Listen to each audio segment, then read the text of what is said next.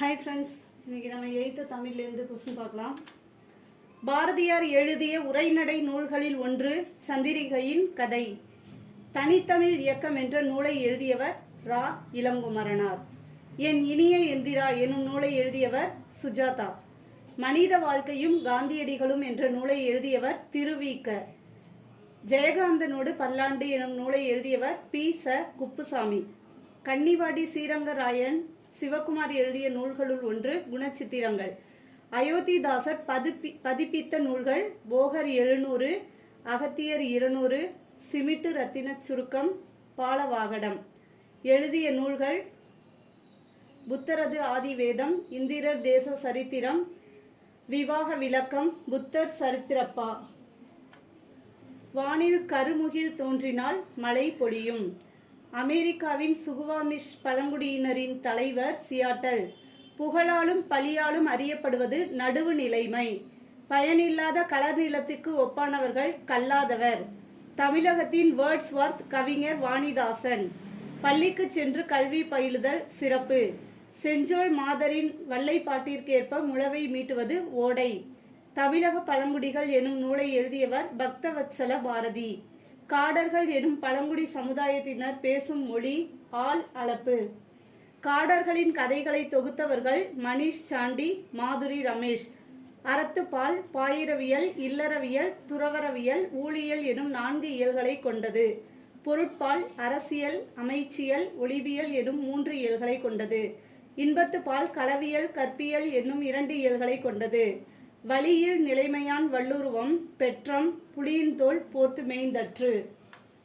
நீலகேசி கூறும் நோயின் வகைகள் நல்லறிவு, நற்காட்சி, நல்லொழுக்கம்.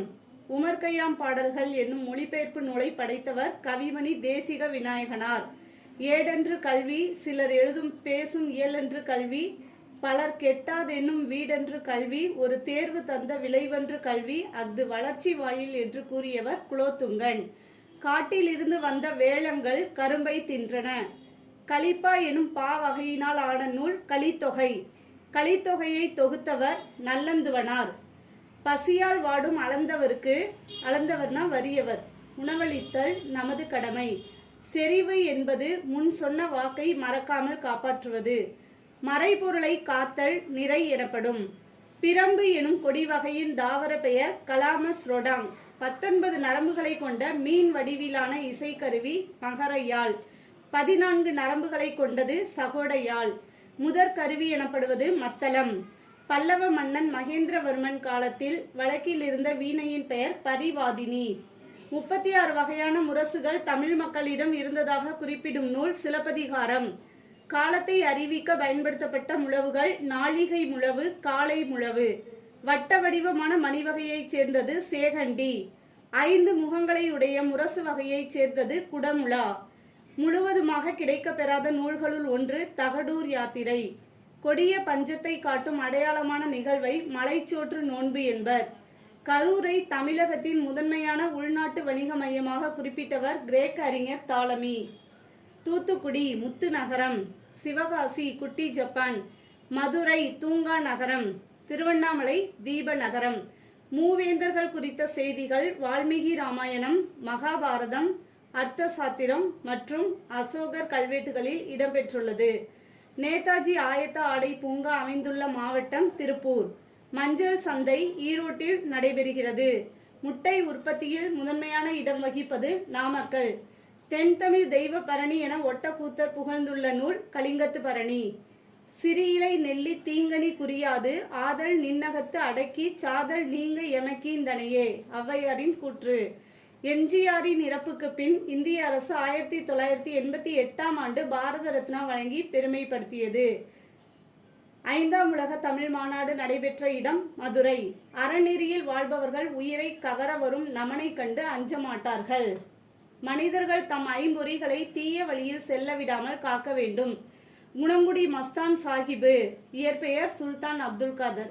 தவம் இருந்த மலைப்பகுதிகள் சதுரகிரி, புறாமலை, நாகமலை. கடவுளும் கந்தசாமி பிள்ளையும், சாப விமோசனம், பொன்னகரம், ஒரு நாள் கழிந்தது போன்ற சிறுகதைகள் சிறுகதை மன்னன் என போற்றப்படும் புதுமை பித்தன் எழுதியவையாகும். இன்பம் தருவது பண்புடையவர் நட்பு. நட்பு என்பது சிரித்து மகிழ மட்டுமன்று, பணிவு கொள்ளும் காலம் செல்வம் மிகுந்த காலம். பயனின்றி அழிவது நற்பண்பில்லாதவன் பெற்ற பெருஞ்செல்வம். பெருமையை அளிப்பது குன்றிமணி அளவு தவறு.